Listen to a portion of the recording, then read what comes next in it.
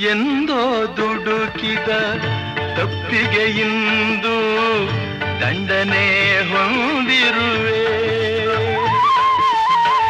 ಯಾರೋ ಮಾಡಿದ ಮೋಸಕ್ಕೆ ಇಂದು ನಾ ಬಲಿಯಾಗಿರುವೆ.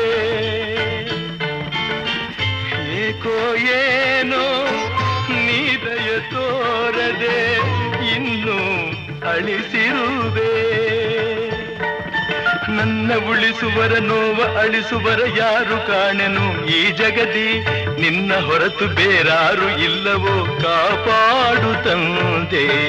ಏನು ಮಾಡಲಿ ನಾನು ಏನು ಹೇಳಲಿ, ಏನು ಮಾಡಲಿ ನಾನು ಏನು ಹೇಳಲಿ.